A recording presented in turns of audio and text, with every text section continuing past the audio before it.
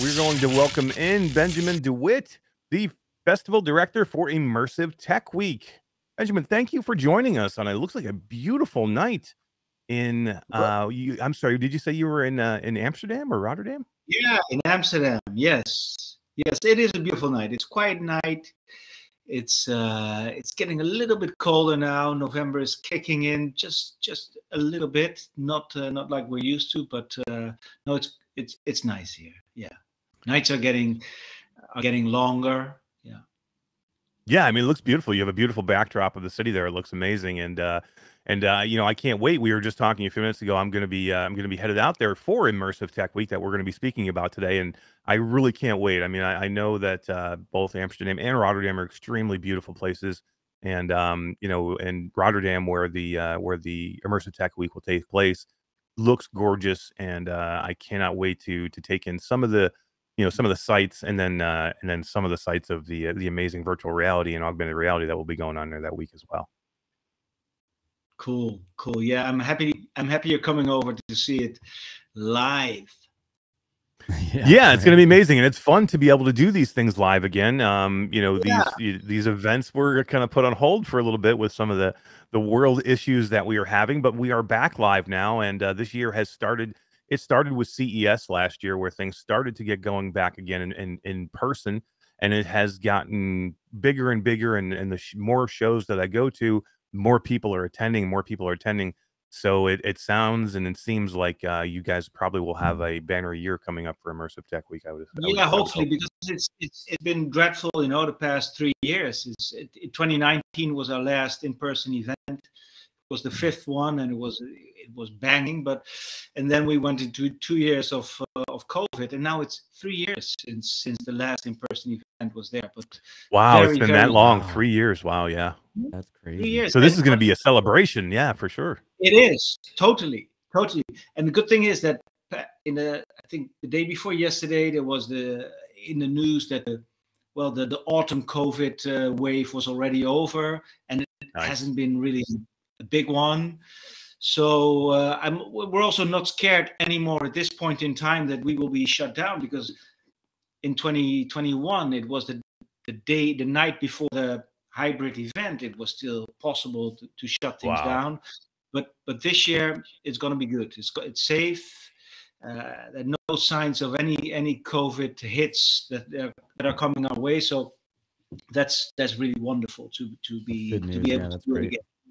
Yeah, full speed ahead, and it's going to be amazing. I've already been talking to some of the content creators around the world that I know, and they're extremely excited about going. But before we get into too much of it, let's introduce you again. You're Benjamin DeWitt. You are the festival director for Immersive Tech Week. Tell us a little bit about yourself and what you do to help bring this event, into life.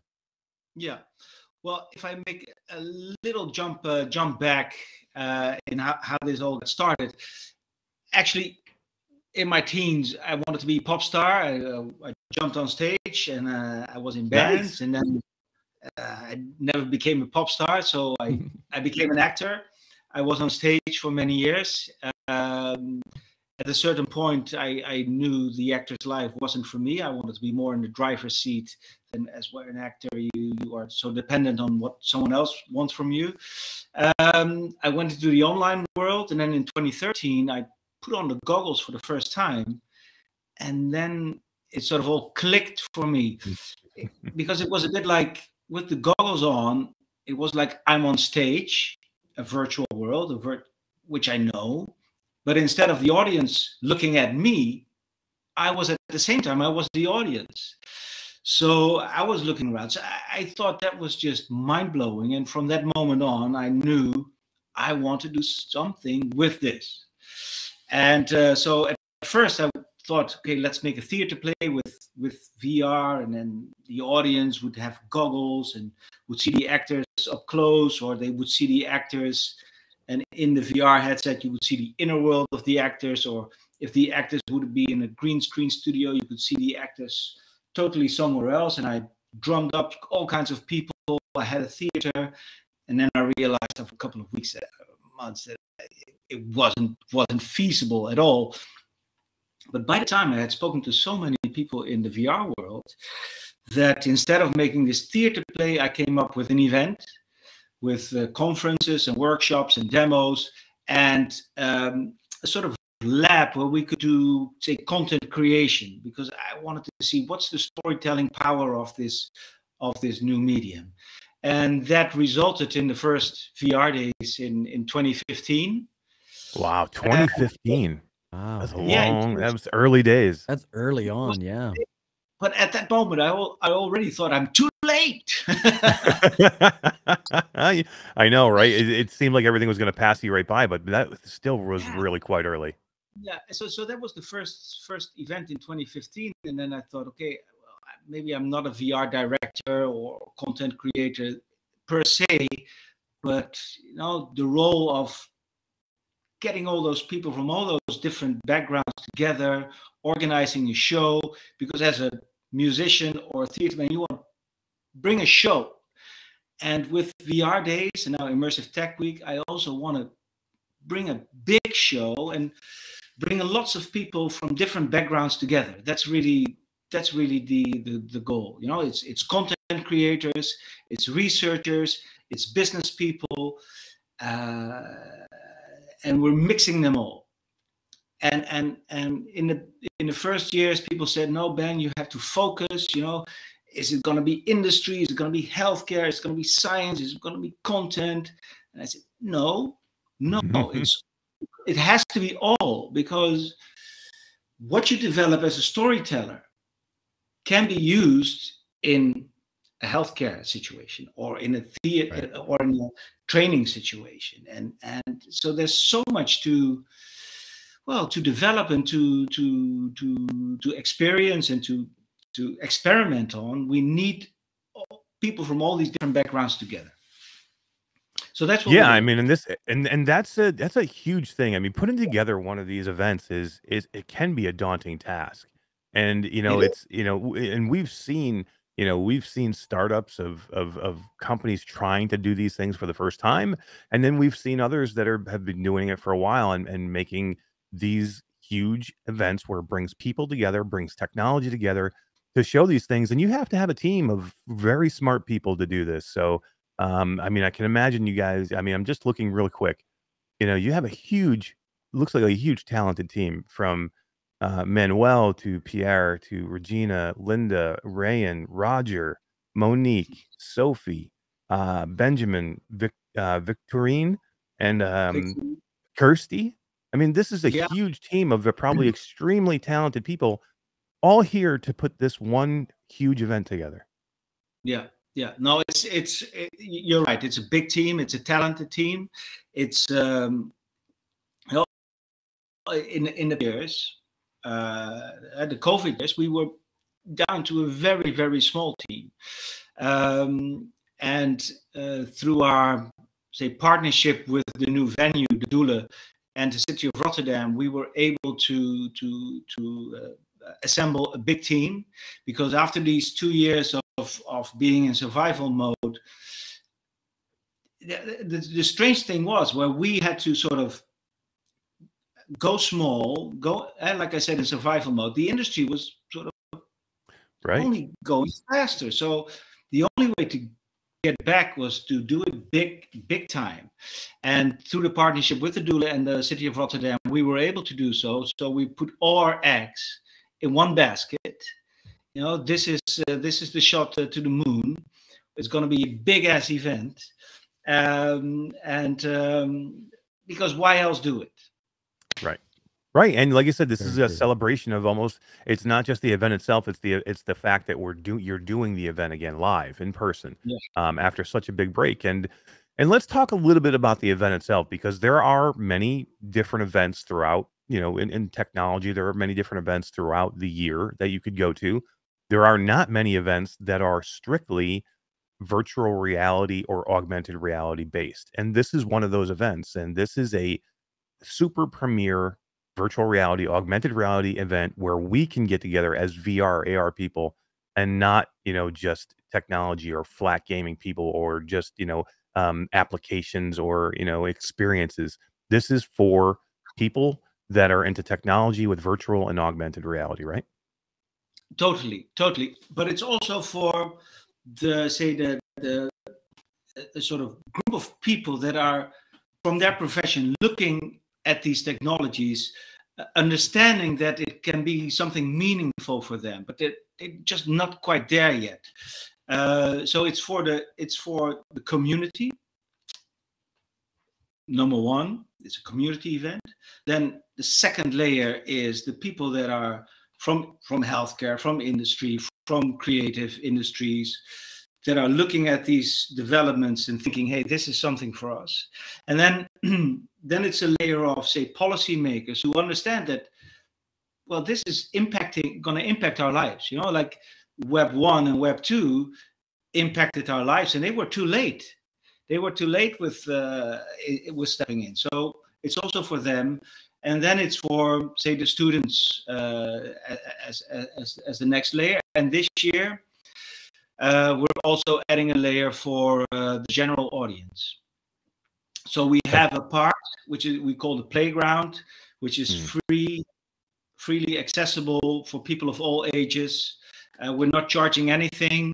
We just want people to understand what this technology means and what it can do. And so that's what we're adding this year. I thought you commented, you mentioned students, and I did notice that heavily discounted tickets for students, which is amazing. If you're a student and you want to be part of this, it seems like you're making this extremely accessible to students who may not have a ton of money. But this is important, especially for young people or somebody looking to break into this industry or learn something about virtual reality and augmented reality, and you're making this extremely accessible for them. So big kudos to you for doing that.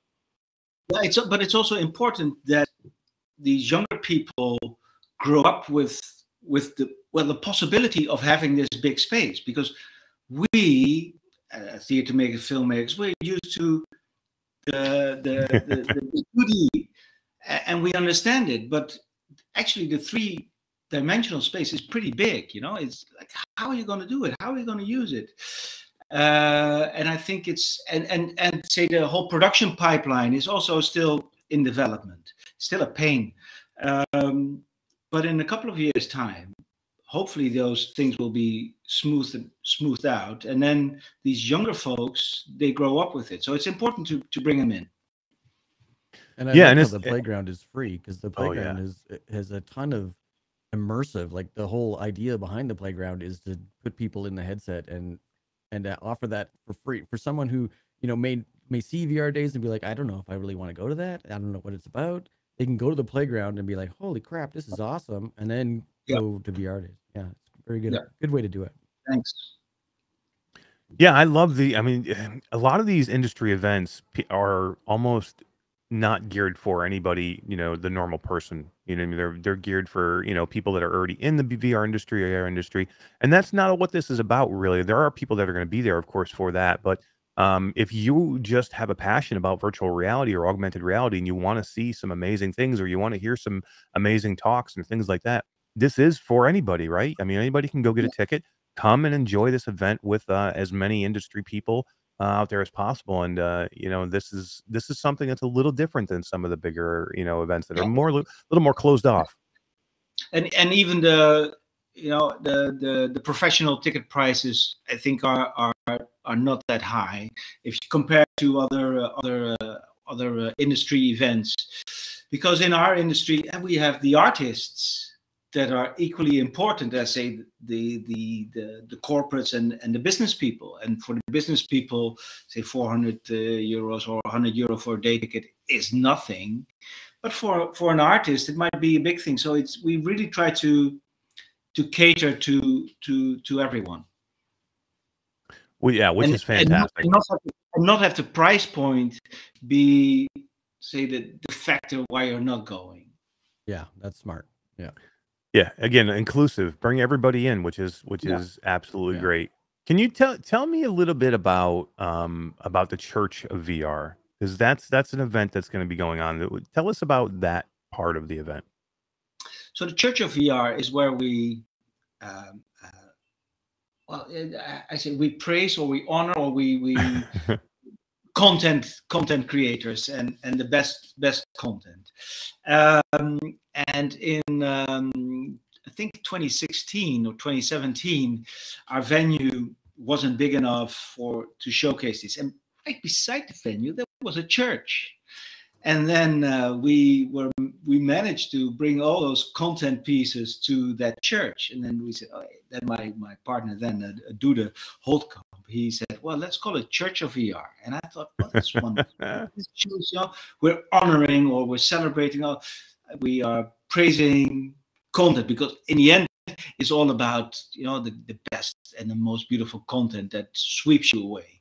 So Church of VR is the holiest of holiest when it comes to content creation.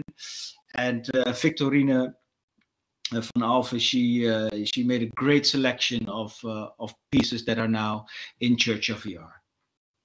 So it's almost like a gallery of content, of VR content created by other people that you'll be able to go and explore and take in.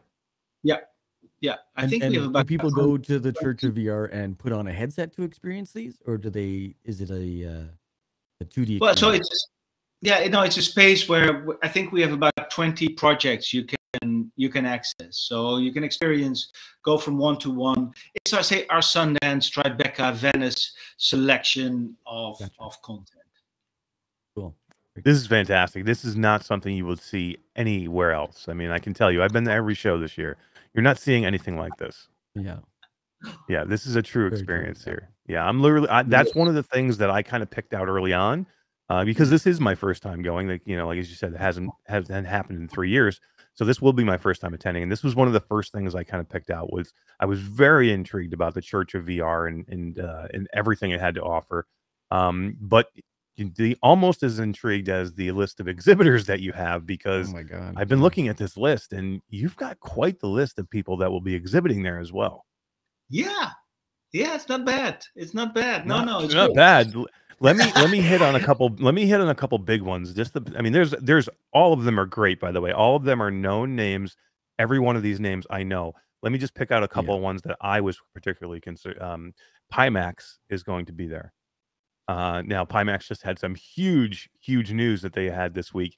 Pimax is going to be exhibiting here. Now, I don't know what they're going to be exhibiting, but they're going to be exhibiting.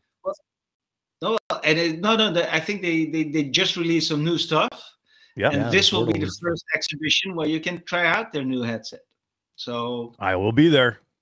That's exciting. Yeah, I will be there. Yeah. HP is going to be there. HP is also touting some new things. Yeah, definitely. Yeah. Yep. Yeah. We're going to see Vario. Vario is amazing what they do. I love Vario and what they're doing. I have an arrow right here in my background. I absolutely love it. VR Engineers are going to be there, Todd. Do you know who the VR Engineers are? No. A lot of people don't know that name, but they know this name. They're already old school, man. Oh. They are now, but a lot of people don't know them by VR Engineers. They know Xtol. Xtol is one of the most forward-thinking headsets that I have ever put on my head. I saw it. I demoed it last year at CES. I am so happy they're coming here. I love their CEO. I did an interview with him last year. He's such a nice person and so smart. So I'm really looking forward to seeing them there again. ProTube is going to be there. I'm sorry. Go ahead, Benjamin. I didn't mean to. No. With VR Engineers, I'm also thrilled that it's a European headset. They've been in there for some years already. They just keep pushing. They keep going. Their quality is amazing. Yeah, absolutely. ProTube is going to be there. ProTube is one of the leaders in peripherals for your touch controllers or any kind of controllers that you have in VR. They make some of the best stuff out there, especially with haptic peripherals, which are amazing. Speaking of haptics, we're going to have B Haptics there, Todd. B Haptics will be there, and I'm sure they'll be showing off some of their new things that they have. Which they have the new haptic gloves that they have, I'm sure. Maybe. We will have HoloLight is going to be there.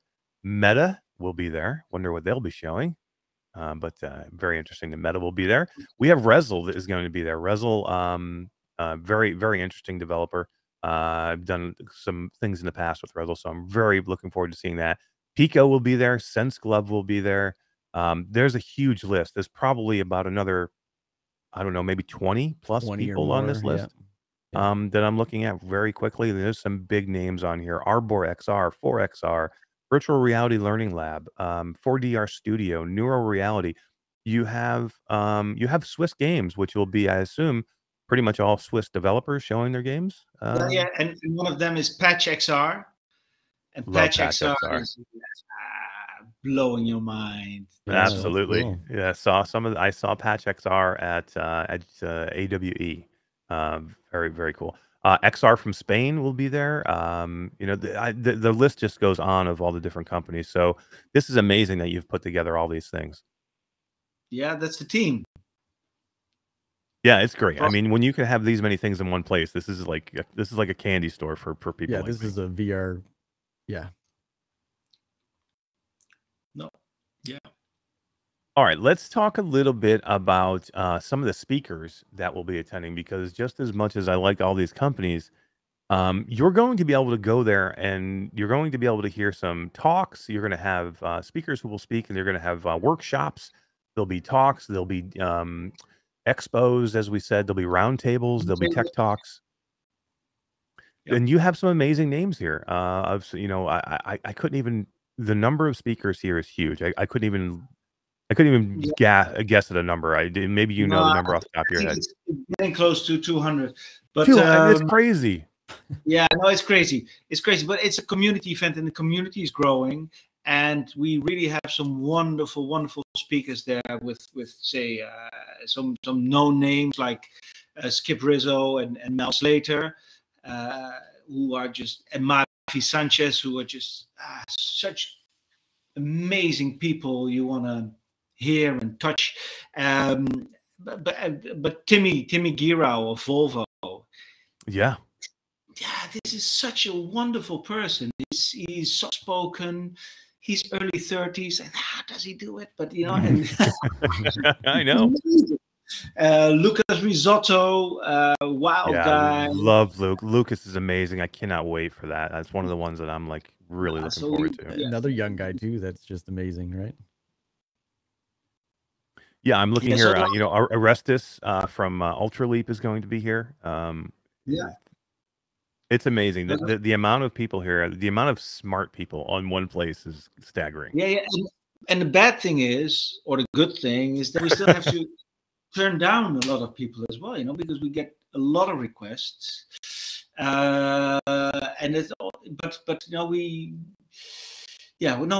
we're happy that these many speakers come to us and want to share their story with the community, and being able to bring this wide range of speakers to the audience, and that you can see like a person from Volvo like Timmy, but also a person really in research like Mavi Sanchez or Miriam Reiner from Technion, and then we have some great policy panels as well. It's a good bunch of speakers. I'm really hit every corner of the gambit you've hit. As I scroll through the list, it's amazing. Yeah, I mean, you have you know, people from Pico XR here. You have Meta, people from Meta here. Nicole from Meta is here, and the head of the global marketing department for Meta. I mean, just the amount of people here that have a huge voice in this industry is amazing, and they all want to be a part of this, which is fantastic. Yeah. No, I'm really honored. Yeah. Yeah, and then putting together a huge. I'm sorry, go ahead. Actually, but one of the things besides the speaking is what we call the Creators Lab. Right. And actually, Creators Lab, it's something that's not so visible for everyone, but it's, for me or for us, it's like the beating heart of what we're doing. In Creators Lab is where we give creators for the duration of the week a space. We give them equipment. We give them developers. So during this week, they can make a leap in their project. And here we have Margarita Landi. She's a dancer and choreographer from Italy.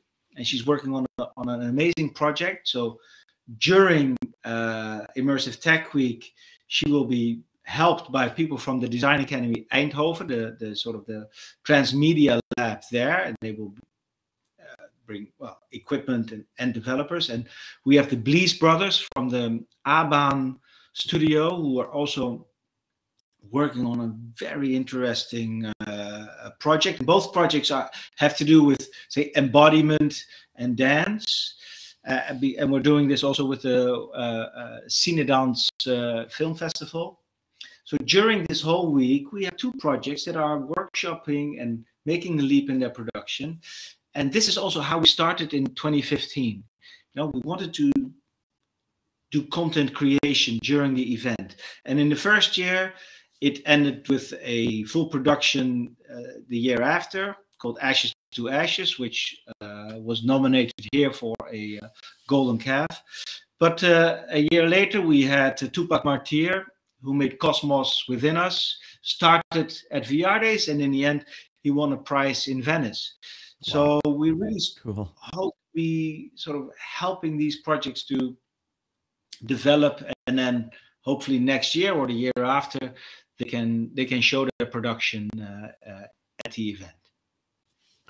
Yeah, because it looks like you have pitch sessions here too, right? So where people can pitch ideas to other people. Yeah, so we have the Impulse program, and the Impulse program is our program to connect projects, talent with money. And in the early days, we said, okay, we're business, science, and art. So, and obviously that goes into many strands, as soon as you start to dive in.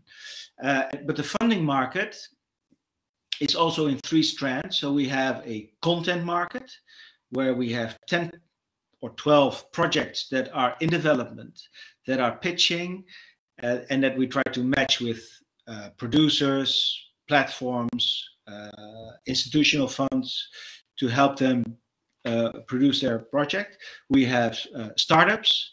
We have about 10 startups that are pitching for investors. And we have researchers. And this year we have a focus on projects or startups in healthcare and well-being. So on the Wednesday, we have 3 pitching sessions: content, startups, and research, where they pitch for investors, funders. And then in the next 2 days, so the pitching sessions on the Wednesday, they are open. Everyone can see the pitches. And then on the Thursday and Friday, they go into pre-scheduled one-on-one meetings, also to help them get to the next stage. How attractive is this for investors or people looking for investors? This is amazing. You can take them and put them in a room together, show them their things, and there are going to be amazing things that evolve from this event. This is like there's going to be an investor and some type of developer come together at this event, most likely, and make something that we could be talking about for the next 5 years.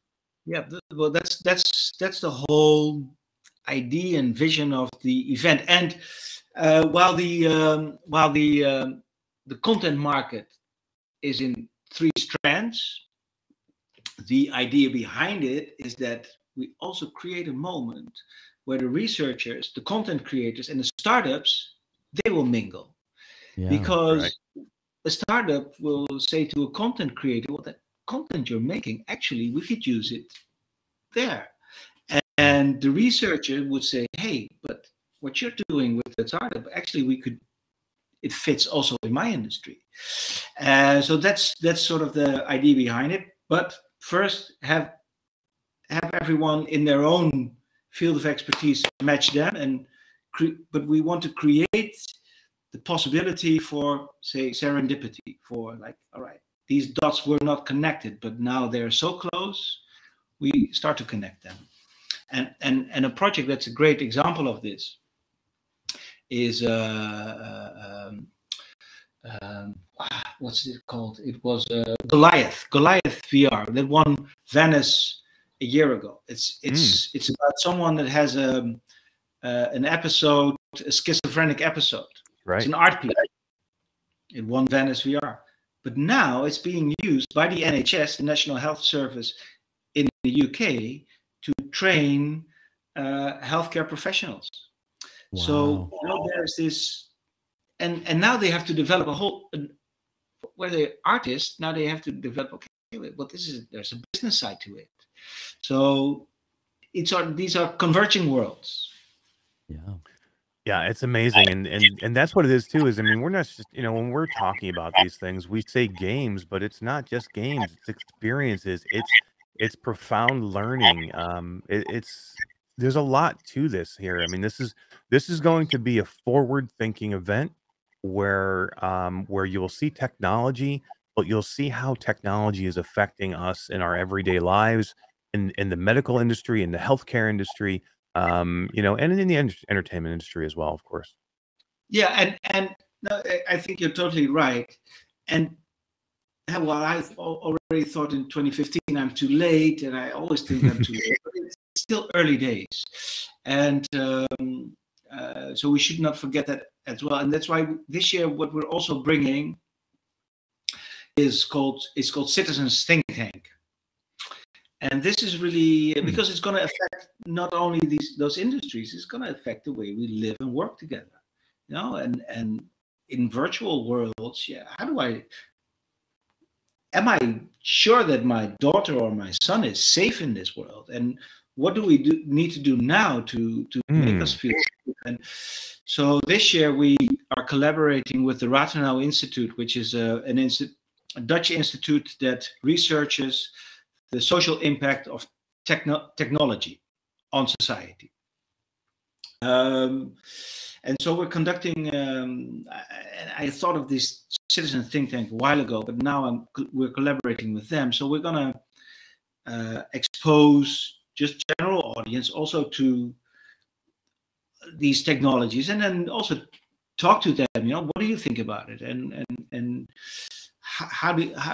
when do you feel safe in this world? So we're doing that with citizens, we're doing that with professionals, so we can get some information from them and then report back to platform makers and policy makers to say, okay, you come with a lot of things top down, but this is coming from bottom up. This is what people are concerned about. Todd, I'm extremely excited for this event now. You're going to be so jealous that you're not coming now. Yeah, this event is going to be unlike anything, and I've done every one of them this year so far. This event's going to be unlike anything that I've done before, and we'll kind of wrap it up with this, because in the mix of all this, we're going to have one of the biggest celebrations that we see every year, which is a black tie, red carpet event in the VR Awards. It's the Oscars of the VR. Yeah. Yes, the VR Awards. My amazing friends from AIXR in London. Yeah, I'm so thrilled that they're coming over, and it's Thursday night. It's nice to have it all together, right? I mean, is this the first time that the VR Awards were held at the same time and place as the VR days?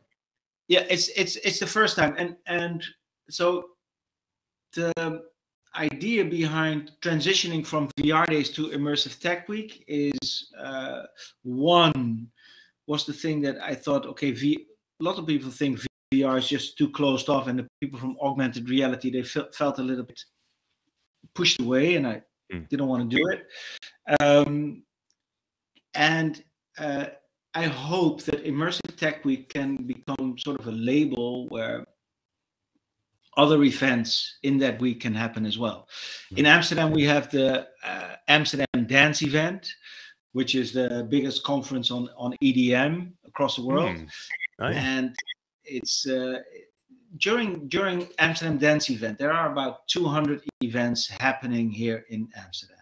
They're not all organized by Amsterdam Dance Event. It's a label, and then you can organize stuff. So I hope also that with Immersive Tech Week, more people start to bring stuff to Rotterdam or anywhere else in the world, and that we just focus a lot of energy in that week on what's happening in our world. And you know, we are only this big and we can organize that much, but now we have the VR Awards there. Next year we will also have the Euro XR Scientific Conference joining us. Wow. So that's a new strand of people, another event. So that's sort of the bigger vision or the bigger hope.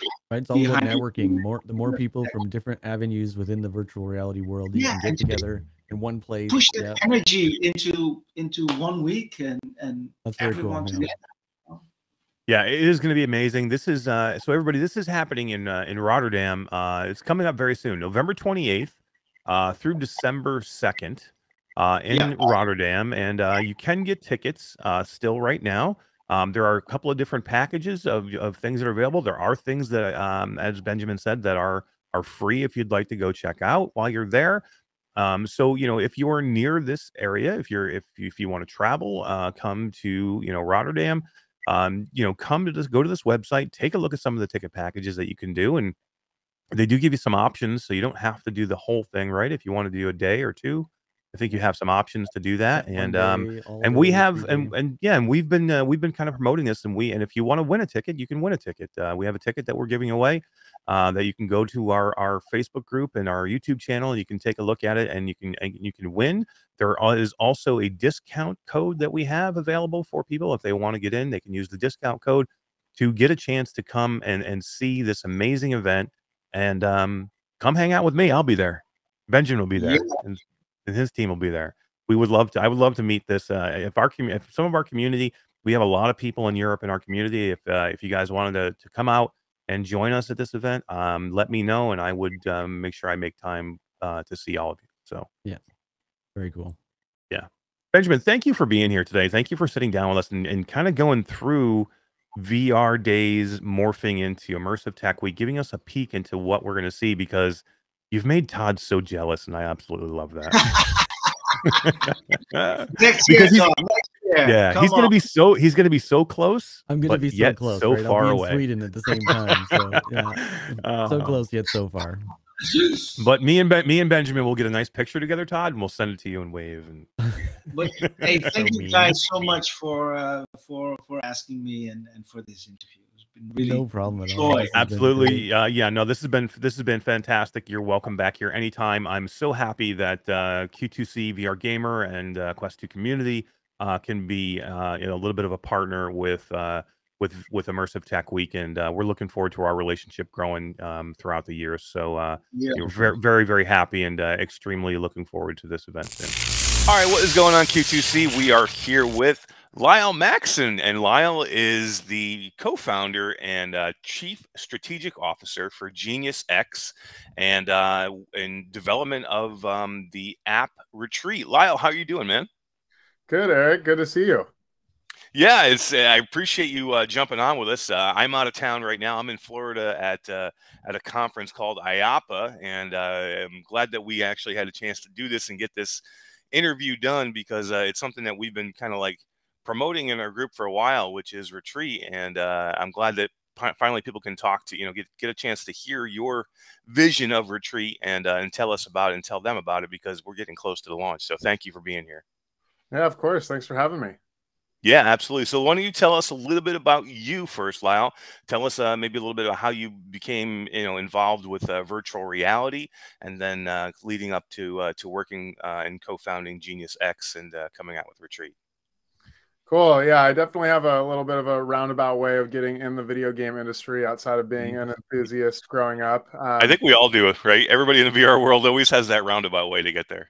Yeah. So my background was actually in the music industry, being a creative director for large-scale electronic dance music festivals. So I started that in college. I started as essentially figuring out how to book sponsorships and do like creative activations inside of events, which then allowed me to start producing and basically creating worlds, but they were physical worlds. So when I started getting involved in biohacking technology and what we call now neurohacking technology, I saw the giant need that VR really filled around creating virtual worlds that were much more scalable and much more impactful. And that was really my mission within the music festival space, was how to impact as many lives as possible. So everything that I was doing was bringing transformative experiences like what you'd see at Burning Man or Lightning in a Bottle or some of these bigger kind of spiritually focused events into mainstream events. So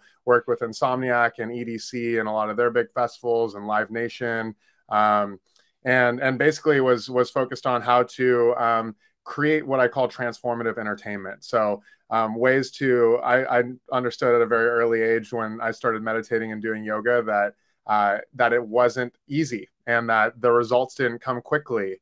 And so when I had the opportunity to kind of merge the disciplines of education and technology and spirituality into a music festival setting where you're surrounded by community and there's artists and there's performances and everything is much more palpable and much easier for people to grasp onto, and kind of, for me, it was just giving people that initial spark of what's possible within their own self-development. I love that space, right? I mean, the whole idea of virtual reality with self-help, especially things like meditation or, yoga or things like that, where you have to like get yourself out of your own world almost. So to have a headset on to be able to get yourself, into a different space, a more immersive space, it's kind of goes hand in hand, right? Absolutely. Yeah. It was such a clear transition for me. It's so funny looking back on it because I never thought I'd be in the VR industry. Of course, I think that's a lot of people's story, but yeah, from there, I started bringing in wellness technology into music festivals. It was a touring activation called the Quantum Lounge that went all over the world. And one of the big experiences that I was providing there was VR, AR experiences. One of which was called Sound Self, which is a biofeedback meditation experience. Yeah. The creator of that, Robin Arnott, basically approached me and asked if we should be forming a publishing group around specifically games for good and creating experiences like Sound Self in-house, but also funding and providing essentially the business arm around developers that were creating experiences outside of the typical escapism, kind of run and gun zombie shooter type of experiences, but into exercise and mental health and, just kind of like E for everyone experiences that kind of allowed us to promote and show what's possible for developers around creating content that's actually good for you, where you take the headset off and you feel better than when you put it on. I think was a pretty novel concept back then. So we started Andromeda Entertainment, and that was almost, I think, 4 or 5 years ago now. And then from there, I got really involved in kind of this whole idea of benevolent technology, or what it means to inspire content creators and the consumers themselves around what's possible with tech and how to leverage not only immersive tech, but the evolving sectors of AI and biofeedback and the biosensors that are being placed on the headsets. And I could kind of see where all of it was going. And of course, it's going to be leveraged for not so good of things, targeting, marketing, and, all of that fun stuff and lots of data capture. But there is this technology that's inherently being built into these things that could be used for good as well. So at the beginning of the pandemic, I saw a big need for education inside of the virtual space. There was a lot of events happening, and there was kind of a two-part side of this. So one side was that Andromeda was actually going to be doing a big sponsorship for South by Southwest. We rented this venue. It was going to be this 10-day experience. South by, I think, was the first event that got canceled. It was like right in the middle of March. But we had all these amazing musical artists and sponsors and speakers that were already lined up. So I immediately went into, trying to figure out how to move that momentum into the virtual space. So then my event production skills all of a sudden became a virtual event producer. And I saw the space. It was very, very challenging. It wasn't very intuitive. Obviously, there's a huge adoption curve trying to get like people that have never tried VR to now go in there and teach something in VR, you know, not even use it, but actually like facilitate in it. And kind of at the same time, a friend of mine was helping produce the, it's called Younga, which was, might space on the acronym, but it's essentially the youth ambassadors for the UN. And the UN General Assembly was happening their 75th anniversary, but being that COVID was here, they couldn't host it in New York. So they wanted to do an experience in VR. So I started working with her on basically producing the UN General Assembly for the youth delegates inside of Engage, and started booking speakers and understanding the event production flow and how to build out custom virtual worlds for events. And that was what kind of led me to see that that events I always felt like were going to bounce back. But what wasn't going to bounce back was education. Education was already on a steep downhill slide, and COVID just perpetuated that. And I saw a huge need for getting outside of the live event space and going into the immersive education space. That's kind of what led us into Genius X. Yeah, so this was kind of a natural jump for you, right? For going from looking for transformative experiences with Andromeda Entertainment to then kind of jumping over into Genius X, which is basically kind of the same thing, but on more of a teaching basis, as in trying to help people learn new things or have new experiences in a VR space. Yeah, absolutely. You know, it's it definitely was a very clear transition. Also with Andromeda, you know, we were a big, like one of my favorite jobs was being like kind of this headhunter for what I'd call like alien developers, you know, like they're very, very unique devs that that not only were incredible programmers, but they also had their own spiritual practice. They were very like embodied. I think VR lends itself to allow devs to be embodied because they're literally using their bodies as controllers. And, you know, we were finding all these really cool experiences. And of course, there's a lot of due diligence that goes into like, okay, maybe our team thinks this is cool, but will the market think this is cool? And how to make sure that it's sticky and engaging and still very enjoyable while also being good for you. And through that process, I also got approached by a lot of really interesting content creators, anything from you know, famous like Instagram yogis to like meditation instructors and people that really wanted to step into VR. And I never really had a good you know, of course, like us running a publishing group, there was I all of a sudden became a very hot commodity of all of my friends and people outside of my network reaching out and being like, hey, how do I develop something in VR? And it was just like, hey, maybe there's a third-party studio that, you know, you could spend millions of dollars. Like maybe they made like an augmented reality experience for McDonald's or something, you know, and like, so they just contract out work. They're not really attached to the product. It's going to be really expensive. You might not even like the end result. And then at the end of the day, you still have to worry about getting it published and you have to have eyeballs on it. So you could spend all this money, time, energy, and then at the end of it, you still have to go through the approval process with whatever headset you want to publish to.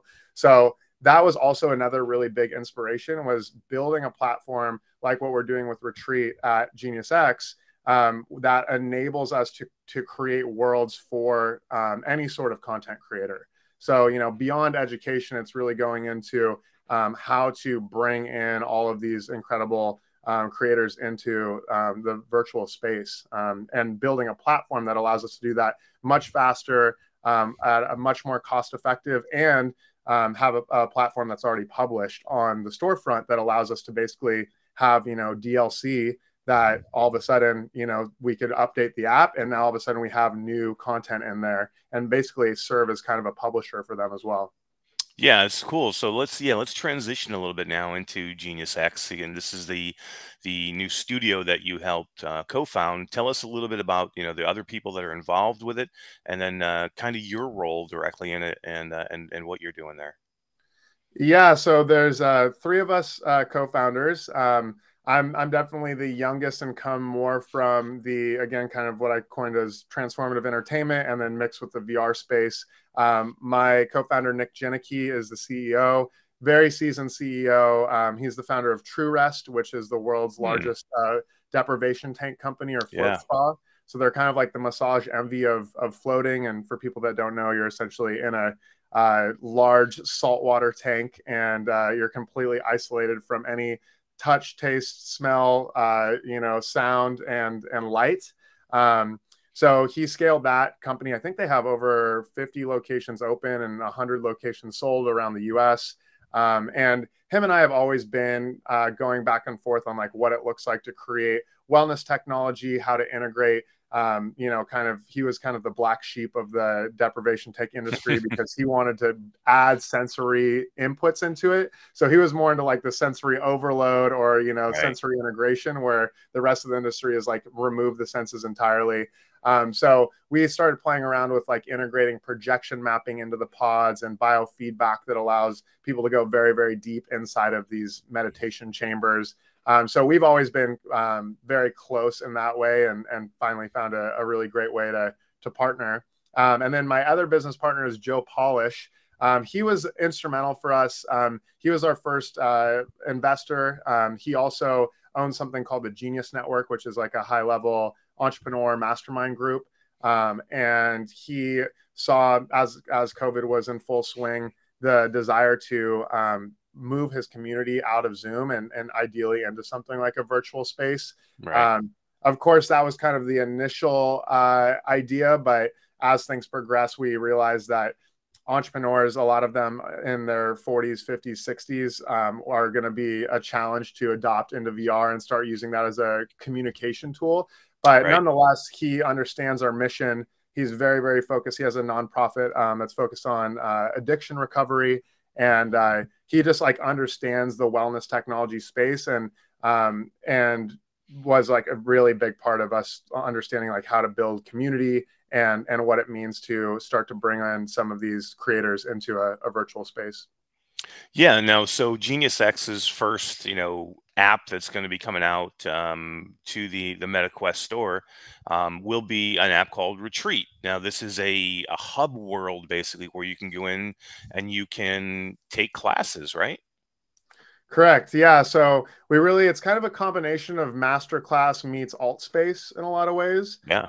So yes, it is. We're launching with 8 courses. They are all soft skills, but that's actually what I call hard skills because it's all, personal and professional development. It's all focused around building EQ. It's all focused on essentially skills that you wouldn't read and study in a book, but it's stuff that you would move from this theoretical knowledge to applied knowledge. So a really good example is like a public speaking course. Instead of watching this on, watching like a master class on how to do public speaking, you can now go into a virtual reality setting, learn from the master that teaches people how to public speak, build your speech in VR, and then actually practice it in front of a live audience in VR.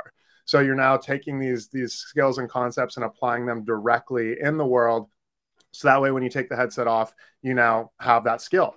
So we're really understanding how to evolve the education paradigm that I believe has been broken for a very long time. And, it is a community app. So I kind of compare it to AltSpace in a lot of ways, or, a rec room or an Engage. But I think the biggest thing to note about us launching is that unlike most VR experiences, when you launch, that's kind of, you'll get input from the community. The devs will start to create and change things based off of what people are like upvoting and really focused on.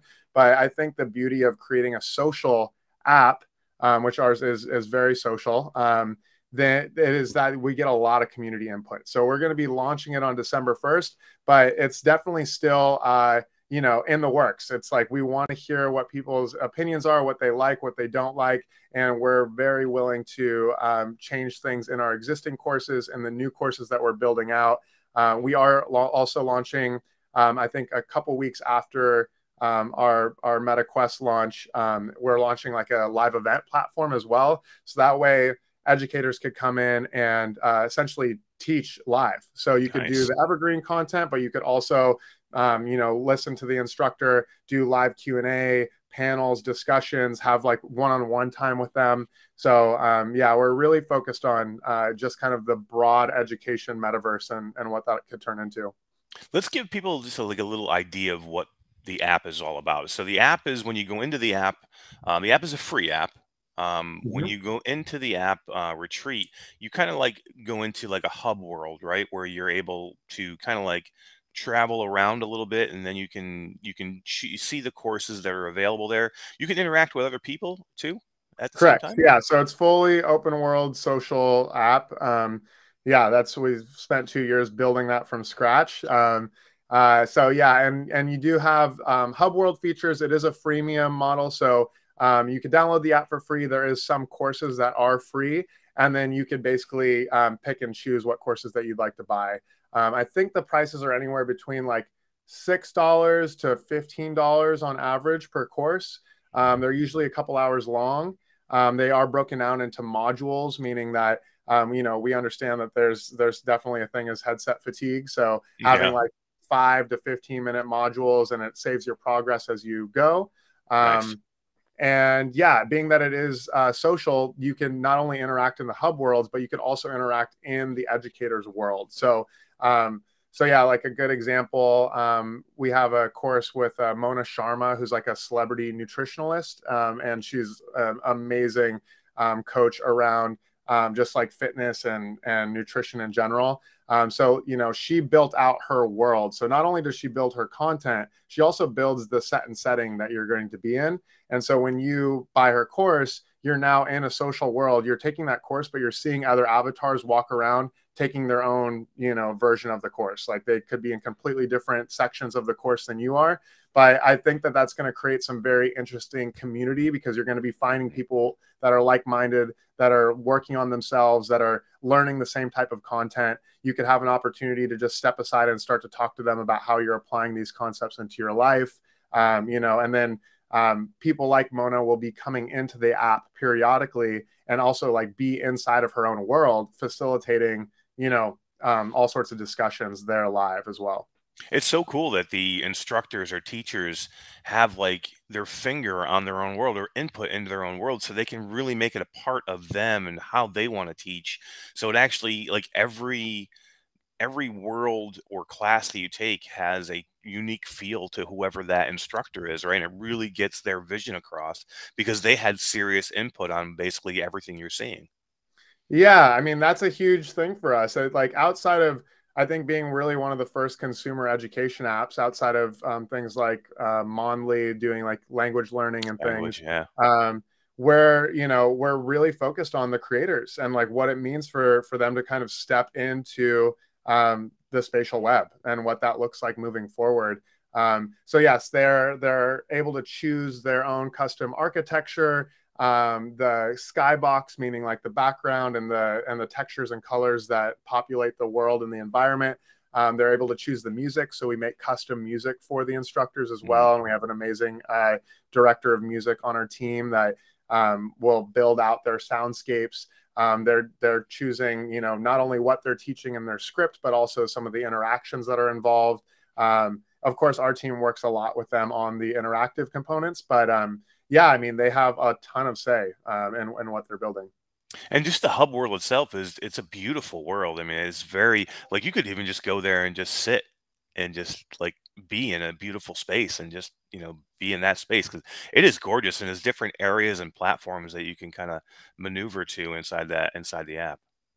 Yeah, we have a really interesting concept artist. His name's Michael Rice, and he's what's known as a bioarchitect.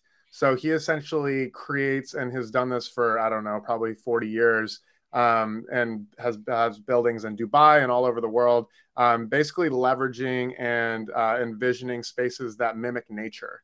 So hence the bioarchitect. So he goes along a lot with like Leonardo da Vinci's like Fibonacci sequence, or like these natural spirals that you'd see in seashells and leaves and the cosmos, like how that's all reflected out. Everything that we're building represents what you would see in nature. So even people that don't really like understand what it is that we're building, I think just that you'll inherently feel better when you're in that space, because of how it mimics our natural world. So yes, everything's very open. we don't want to put people in little boxes and in rooms in VR. We want, and I think why Michael Rice was so excited to work with us is that he could defy the laws of physics. So like all these cool dreams that he had to build buildings that were either too expensive or impossible to design in the real world, we can now take advantage of in the virtual one.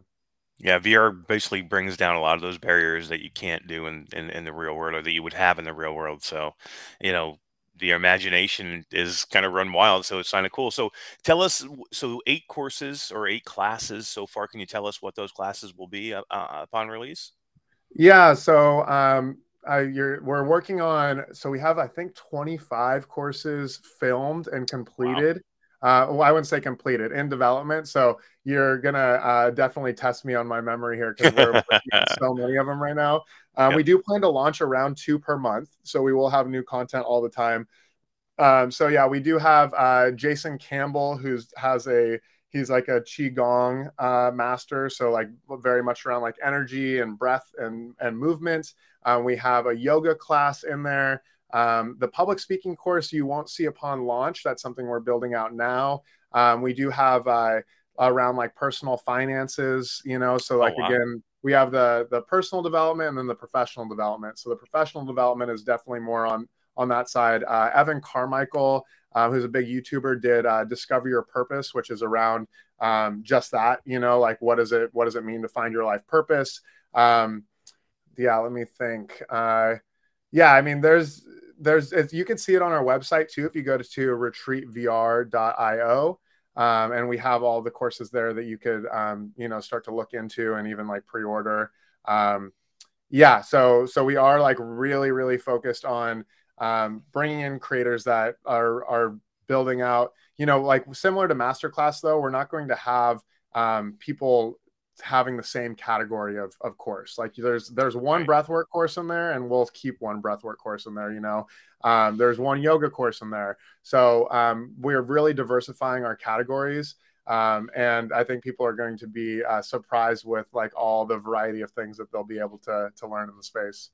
Yeah, I can see there's a lot of potential here. I mean, because people could find their instructors that they really like and want to see more content from them. So you could go back to that creator and, ask them to do maybe monthly sessions or weekly sessions or bi-weekly sessions. So I can see where, if it's possible, you could really, really have people in there quite a bit, experiencing new things from their favorite people.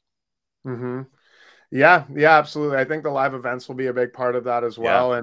And again, it's like, it's built around the community. Like I really can't overemphasize, I think, just having people come into the space, like really talk to us. Me, the co-founders, and a lot of our team will be in the space often. And, of course, in our Discord and things as well, just like figuring out what the community wants to see. Like we have a really great foundation. We have incredible developers. We have Meta's blessing and backing. And, we're going to be like really, really focused on building the content that, not only on the course side, but also on the interactivity side, the features that you'd like to see in the platform, and really just like reimagining what social VR is. I think right now, social VR is having some challenges. Like we look at something like VR chat or something like Horizon. And I think having like a real focus on kind of a collective mission of a community, like something like education and like upgrading what I call upgrading our real world avatars.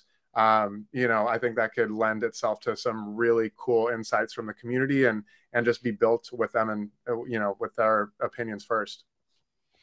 I absolutely love it. Now, releasing soon for MetaQuest. Can you tell us the date? December 1st. Nice.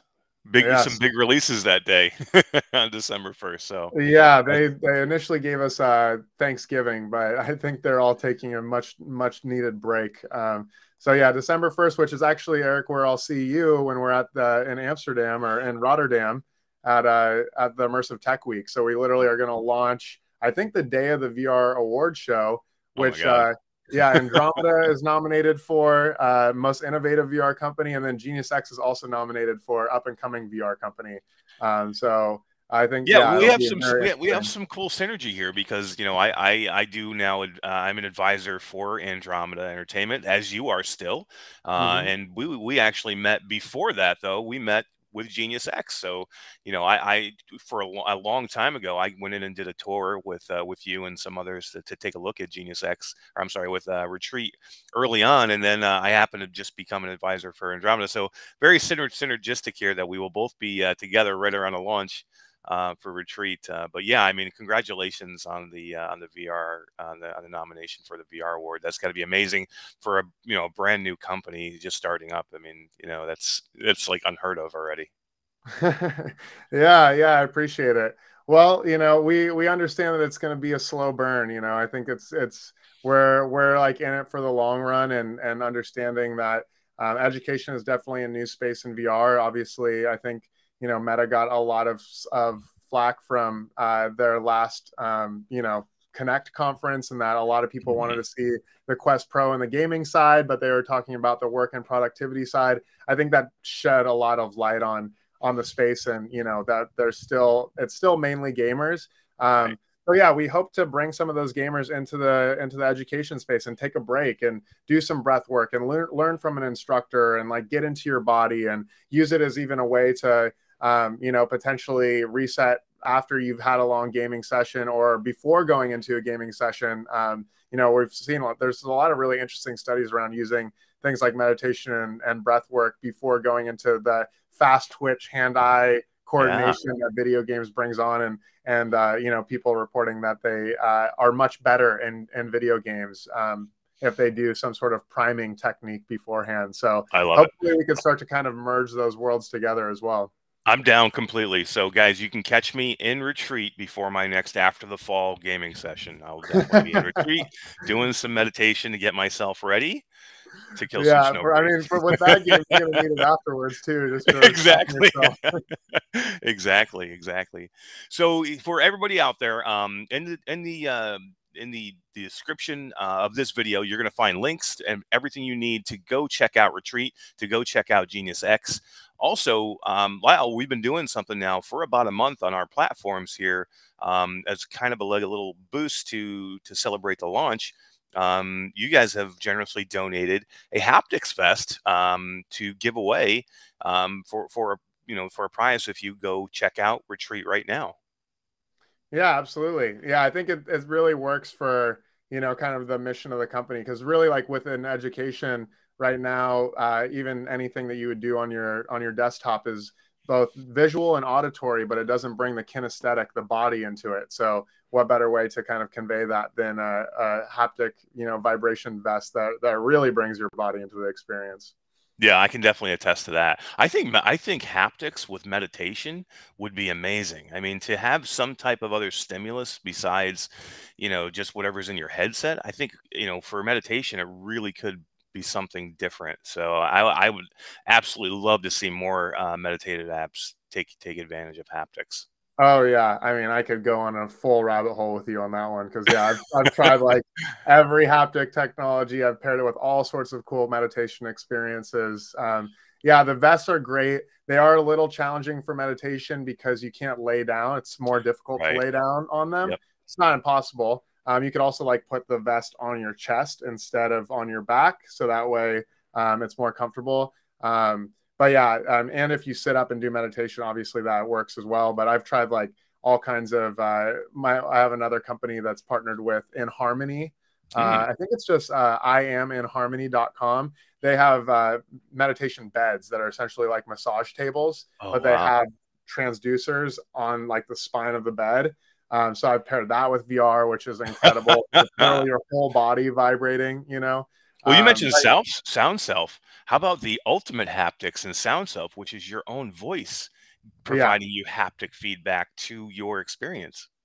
Yeah, exactly. So, yeah, sound self is, for those that don't know, that was a part of Andromeda and kind of the birthing of Andromeda as a publisher. But then about a year ago, we started a new company specifically around sound self and pursuing FDA regulation and approval for video games as medicine, as mental health therapies that doctors could prescribe and insurance can reimburse. So yeah, sound self is, again, a whole other rabbit hole, but for people that want to check that out, if you have a Rift, it is not available on mobile yet. but it is on any tethered VR platform. And that is really the ultimate VR meditation. And yeah, everything is controlled via your voice. So your voice actually vibrates through your body, changes the audio, and manipulates the visuals in real time.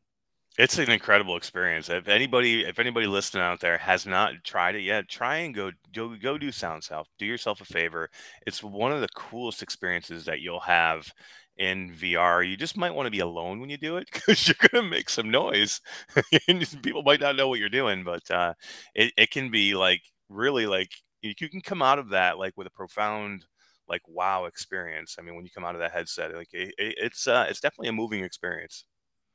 Yeah, absolutely. Yeah, highly recommend doing it in the comfort of your own house where, yeah, you have a door closed or whatever it is. 'Cause the more that you vocally get involved, you're toning. So you're om, ah, like you could sing into the experience, you could yell into the experience. So yeah, it's it's definitely good to be in a closed space for it. Absolutely. Lyle, this has been awesome. I really appreciate it. Is there anything else that we should tell our listeners about Retreat or Genius X that we haven't covered yet?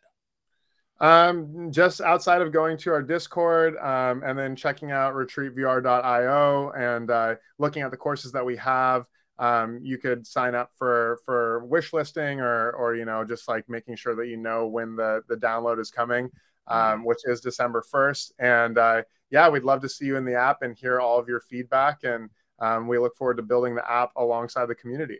Yeah, that's a great thing too, is guys, if you want to know, you know, once you get the app, if you want to know what's coming, I assume you'll have updates in the Discord about new courses that are coming, you know, and what's coming up and stuff like that. So once you get the app and you're looking for new content, go to the Discord, make sure you're part of that so you can find out what's coming next. Yeah, so not only that, but all of the events. Another good thing to mention is that my business partner Nick and I have started a podcast in VR. It might be the first podcast in VR. So we haven't launched it yet. I think we've recorded about 11 episodes. Wow. It's called XR. And yeah, so the whole thing is shot inside of VR, meaning that you could go into the platform. Not only could you watch it, but you could also participate. So we'll be in there live as it's happening. So it's kind of a blend between evergreen and, you know, pre-recorded evergreen and live. So our avatars will be in there. We'll be doing like workshops, breakout groups, Q&A, all of that. But then the podcast will also be streaming. It'll also be streaming back into social media as well. We'll have like cool Unity cameras filming it, you know, that'll like stream it back into the 2D web. So yeah, and there's going to be a ton of events like that. All the content creators that are building courses are going to be hosting their own events and, you know, their own book launches. And we're really going to use it as a platform for all kinds of things. So yeah, stay tuned for all the live events coming up. Absolutely. And guys, right here, right at this link, right below my finger, Todd, make sure you put the link in right there for the Discord, for Retreat, right here below my finger, right there, right there.